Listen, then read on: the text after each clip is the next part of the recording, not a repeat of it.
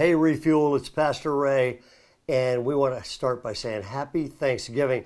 As I shoot this, I'm about as tired as you could possibly be because my entire family and the Crows and the Valinsky family and the McCourt family, we just all walked out of the happiest place on earth, or which is what Disneyland calls themselves.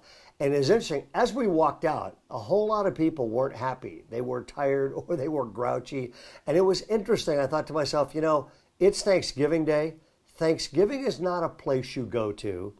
Gratitude is not something you find somewhere. Gratitude is what comes from the inside out. In other words, something goes on inside you that gratitude, which I believe is the healthiest human emotion, actually comes spilling out. And what's interesting, though, is this. When I hold gratitude in, I'm actually on my way to talking you into doing something today. When I hold gratitude in, I may feel better, but it doesn't do anything for anybody else. But when you unleash gratitude, when you unleash thanksgiving, it impacts other people. Sometimes makes their day, occasionally can make their life. I'll give you a small example of this. I spent a lot of time building into pastors, pouring into leaders, and we had somebody move to Northern California a while back, and I called this guy up and said, I want to be the first person to buy you dinner. So bought him dinner, started building into this guy, had a great time building into he and his wife, and then things went south for them at their church, and really it didn't have anything to do with them. It was just weird circumstances. And this person got moved on. And I remember a lot of time with tears, but I kept telling this couple, God's hand is on you. God has better days ahead.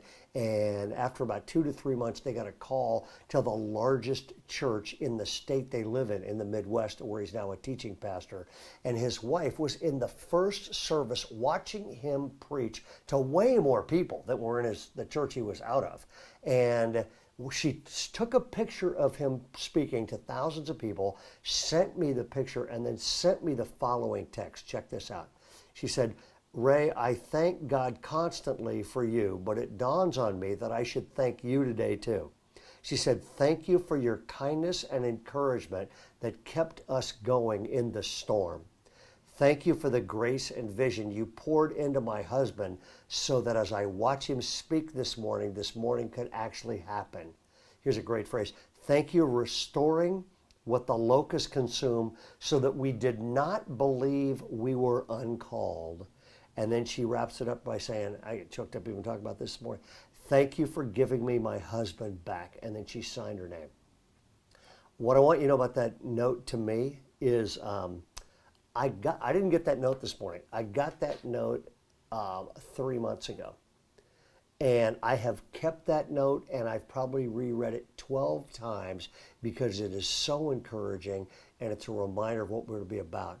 So my challenge to you today is this: Thanksgiving held in gratitude, if you hold it inside, will make you feel better. But gratitude, it needs to be expressed to God and to other people. So here's my assignment. Our family, when we sit down for a Thanksgiving meal today, we will take each person and we will go around and we will say, what are you thankful for? What are you grateful for? And then occasionally, if we're in a setting small enough, we will take each person and we will each share with that person why we are grateful to them. And when that stuff gets out, it becomes a whole new ball game. I love the fact that our country has a national holiday called Thanksgiving because I said earlier, gratitude is one of the themes in the Bible.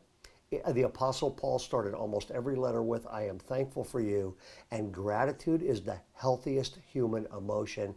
And I'm praying today that you feel it, but more than that you unleash it. God bless you. We are very thankful for you. Happy Thanksgiving.